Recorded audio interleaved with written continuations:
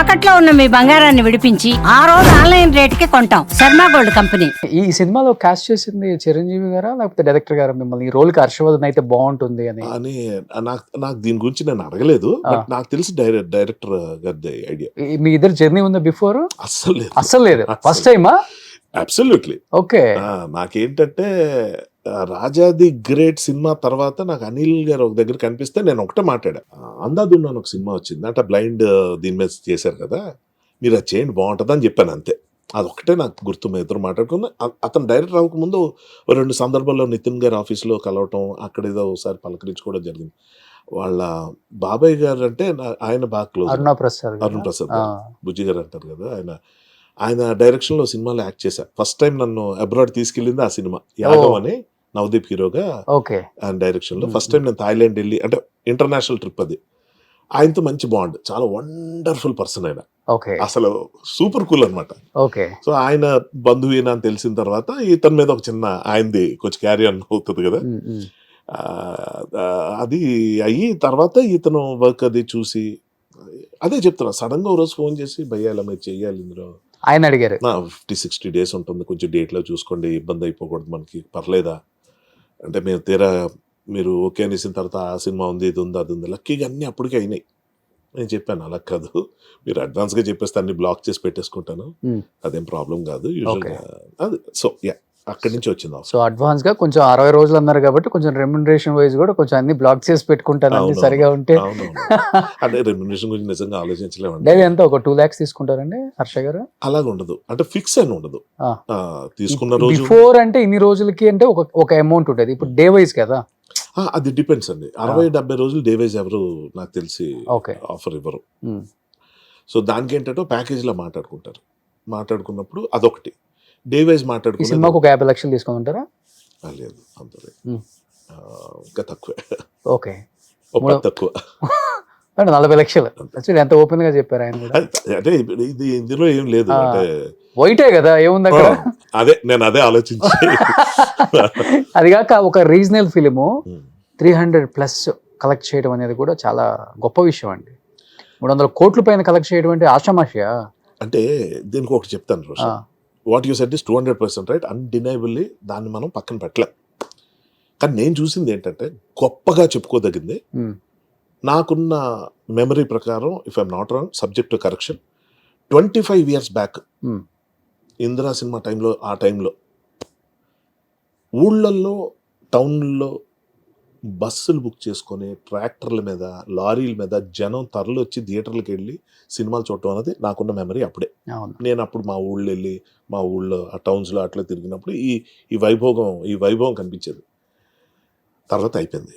గ్రాడ్యువల్గా ఇప్పుడు ఎలా తయారైందంటే ఓటీటీ, ఇంకోటి పైరసీ, ఇలాంటి తరుణంలో అప్పటి వైభవం మళ్ళీ ఇప్పుడు కనిపించేసరికి ఇది నాకు 300 కాదు 500 కోట్ల కన్నా ఎక్కువ అనిపించేది ఇది. ఎందుకంటే మనకి ఫ్రాంక్లీ అస్సలు ఏమాత్రం కనెక్ట్ అవున సినిమాలు కూడా కొన్ని కలెక్ట్ చేసేస్తుంటాయి. వాటిని విమర్శించడం కాదు, ఏంటో అయిపోతుంటాయి అంతే. కానీ ఇది అవ్వడానికి సినిమాకి ఏమైనా ఉందా కనెక్ట్ అవున సినిమా కలెక్ట్ చేసింది అనిపించింది ఏమన్నా మీకు? అలాగా నాకు గబుకని గుర్తురాట్లేదు కానీ ఈ సంక్రాంతికి వచ్చిన వాటిలో కాదు, అలాగేం లేదు. ఇప్పుడు అన్ని వస్తున్నవే కలెక్ట్ చేసుకునే, కానివి అవ్వలేదు అన్నదే ఉంది. ఇవాళ కాదు, గత కొంతకాలంగా అదే అవుతుంది. ఆడియన్స్కి ఏది ఎప్పుడు నచ్చుతుందో ఫస్ట్ ఆఫ్ ఆల్ తెలియట్లేదు. నాకు చాలా ఫ్రాంక్లీ నా ఎక్స్పెక్టేషన్ రాజాసాబ్ మీద విపరీతంగా ఉండేది.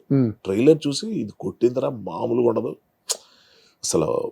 నాకెందుకో బాగా కనెక్ట్ అయిపోయాను, బాగా నచ్చింది. అసలు నేను డిస్కస్ చేసిన వాళ్ళు కూడా ఇప్పుడు ఏ నెగిటివిటీ లేదు, కానీ అదొకటి కొంచెం షాక్ అనిపించిన మాట వాస్తవం. అంటే నిజంగా అదే చెప్తున్నాం కదా, అంత కష్టపడి చేస్తారండి, అసలు ఏమవుతుందో తెలియదు. ఇంకా శంకర్ వరప్రసాద్ గారి సినిమా ఎంత హిట్ అయిన తర్వాత ఏమైనా ఎలా ఉంటాయో ఏంటో అనుకున్నా. నారీ నారీ నడుమము రారి కానీ అసలు అంటే ట్రెమెండస్ రెస్పాన్స్. అంటే పీపుల్, అంటే జనం సినిమా బాగుందంటే వెళ్ళి చూసేస్తున్నారు. ఈ సినిమాకి 4 వంతుల్లో 3 వంతులు మీరే తీసుకెళ్లిపోయారు. అదే ట్రెమెండస్ అయితే అయింది, కానీ 3 వంతుల షేర్ మీరే తీసుకెళ్లిపోయారు. అదేలా షేర్ మనీయా? అదే అంటే రిపీట్ ఆడియన్స్ వల్ల అయింది. అదే చెప్తుంది నిజంగా. అంటే ఏంటంటే అండి, విషయం చెప్తా నా అండర్స్టాండింగ్. మెగాస్టార్ అంటే విపరీతంగా పడి చచ్చిపోయే కొన్ని జనరేషన్స్ ఉన్నాయి. అంటే కొంతమంది హీరోస్ కి ఫ్యాన్స్ ఉంటారు, కొంతమంది హీరోస్ కి ఓన్లీ సినిమా వరకే చూస్తారు. అది వాళ్ళు ఫ్యాన్స్ కాదు, సినిమా లవర్స్, సినిమాలో చూసే వాళ్ళు అంతే. ఫ్యాన్స్ ఉండే హీరోస్ చాలా తక్కువ మంది.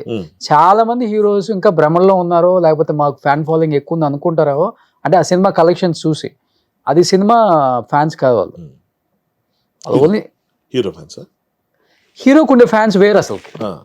ఇప్పుడు హీరోకి తెలుగులో ఫ్యాన్స్ ఉంది ఎవరికి? ఇప్పుడున్న జనరేషన్ కి ఎన్టీఆర్ కి ఫ్యాన్స్ ఉన్నారు, ప్రభాస్ కి ఫ్యాన్స్ ఉన్నారు, బన్నీకి ఫ్యాన్స్ ఉన్నారు, రామ్ చరణ్ ఉన్నారు, నలుగురు ఐదుగురికే ఉంటారు అంతే. ఎప్పుడైనా అంతే కదా వాళ్ళు ఫ్యాన్స్. ఇంకా అవును, అంటే బేసిక్గా ఏంటంటే ఫ్యాన్డమ్, అంటే ఎలా చెప్పాలంటే ఫ్యాన్స్ అన్నది లేని యాక్టర్స్ కొంతమంది ఉంటారు. ఫర్ ఎగ్జాంపుల్ మన ఎస్టర్ ఇయర్స్ లో రాజేంద్ర ప్రసాద్ గారికి ప్రత్యేకంగా ఫ్యాన్స్ లేరు. అవును, కానీ ప్రతి హీరో ఫ్యాన్స్ ఆయన సినిమా చూసేవారు. సో అలాగే ఇప్పుడున్న కేటగిరీలో కూడా కొంతమంది యాక్టర్స్ ఏం లేదు, వాళ్ళు మంచి యాక్టర్స్ అన్న మంచి ఒపీనియన్ ఆడియన్స్ ఉంటుంది, వాళ్ళు మంచి సినిమా చేయాలంతే, మంచి కథ ఎంచుకొని వాళ్ళు చేస్తే బ్రహ్మానందం పెట్టేస్తారు. Cinema lovers. ఇప్పుడు శర్వానంద్ సినిమా హిట్ అవ్వడం కారణం అదే, శ్రీ విష్ణు సినిమా హిట్ అవ్వడం కారణం అదే. సో బేసిక్గా ఎలాగుంటుంది, మొన్న అది సాయి కుమార్ గారు శంబాల సినిమా అలాగొచ్చి కొట్టింది, బ్రహ్మాండంగా అందుకుంది. సో దిల్ బి వెయిటింగ్ ఆడియన్స్ ఏంటంటే మంచి యాక్టర్ రా, ఇతను మంచి కథ పడితే బాగుండు, మంచి సినిమా చేస్తే బాగుండు అని ఉంటుంది. వాళ్ళు ప్రూవ్ చేసుకుంటూ వచ్చారు. ఇప్పుడు దీని గురించి 300 షేర్ దీనికి ఎందుకు వచ్చిందంటే బాగా ఒక రకమైన డిస్టర్బెన్స్లో ఉన్నారు ఆడియన్స్. చిరంజీవి గారి ఫ్యాన్స్ కానీ సినిమా ఫ్యాన్స్ కానీ, ఏంటి ఒక చెప్పుకోదగిన ఫెస్టివల్ మూడ్ లేదు. చిరంజీవి సినిమా అంటే బాగా ఫెస్టివల్ కదా, సెలబ్రేషన్ అది. సో అందులో అది మిస్ అయిపోతున్నాం చాలా కాలంగా. మంచి ప్రాపర్ వాల్తేరు వీరైతే చెప్పుకోదగింది ఏం లేదన్న ఫ్రస్ట్రేషన్లో ఉన్న టైంలో ఈ సినిమా వచ్చేసరికి 80 ఏళ్ళు 85 ఏళ్ళు మనం వీడియోస్లో కూడా చూస్తున్నాం, నడవలేని వాళ్ళు కూడా నేను వస్తాను. మా మదర్ షీ 75, ఆవిడ థియేటర్కి వచ్చి యాక్టివ్గా సినిమా చూసే పరిస్థితి కాదు, బికాస్ ఆఫ్ ఆ ఏజ్లో ఉన్న కొన్ని హెల్త్ ఇష్యూస్. ఆవిడ అడుగుతున్నారండి, మరి ఇంకొక 2 సార్లు చూడాలి రైస్. ఎన్నిసార్లు చూసారు? ఒకసారి. అంటే నాకు కొంచెం ఈ హడావుడి తగ్గిన తర్వాత నేను కొంచెం February 4th వరకు నేను బిజీగా ఉన్నాను. ఆ తర్వాత కొంచెం టైం తీసుకొని ఆవిడని కొంచెం కంఫర్టబుల్గా తీసుకెళ్లాలన్నది నా plan. So that is one of the reasons. Like I was shocked, ఎందుకంటే నేను అనుకున్నాను అందులో నాకు చాలా ఇంపార్టెంట్ రోల్ అన్నది ఒక reason. She was very happy. మామూలుగా అసలు పొంగిపోయి నేనేం చేశానంటే ఆమె ఒక దగ్గర కూర్చోబెట్టి మా చిన్నమ్మ మా అత్తలు అందరినీ ఒక దగ్గర కూర్చోబెట్టి మా రిలేటివ్స్ని నేను వెళ్ళి ఒక దగ్గర కూర్చున్నా. ఆవిడ రేణు పక్కన ఉంటే బాగుంటారా, ఎన్నిసార్లు ముద్దు పెట్టాలనిపించింది. She was so happy. మదర్కి అంతగానే. బట్